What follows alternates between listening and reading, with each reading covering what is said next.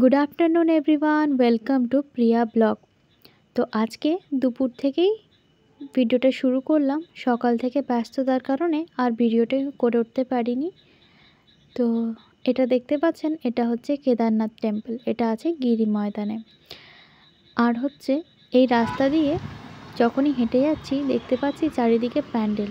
Actually প্যান্ডেলগুলো হচ্ছে সামনে রথ আসছে তো, আর আমাদের খড়গপুরে যে কোনো অনুষ্ঠানই বা যে কোনো পুজো পার্বণই এত জাঁকজমকপূর্ণ হয় যে সারা বছরটা যেন মেতেই থাকে এই শহর।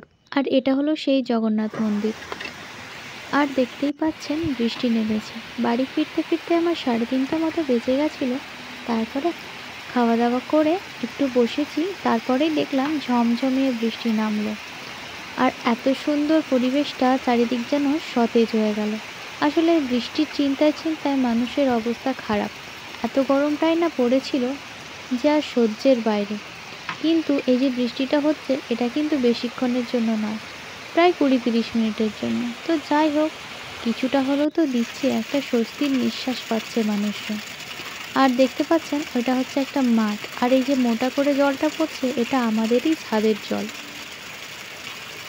আর ওই যে ভাঙা বিল্ডিংটা দেখতে পাচ্ছেন, ওই বিল্ডিংটা দেখাচ্ছে অমনি, ওর মধ্যে কিন্তু প্রত্যেকটা কোয়ার্টারেই লোকজন আছে।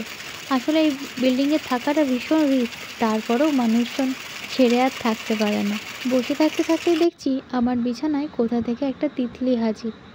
তিতলিটা কিছু যেন একটা সমস্যা হয়েছে, বোধহয় কিছুর মধ্যে চাপা পড়ে গেছিলো, ওই জন্য আর নড়তে পারছিল না। ওকে একটু ট্রিটমেন্ট করি।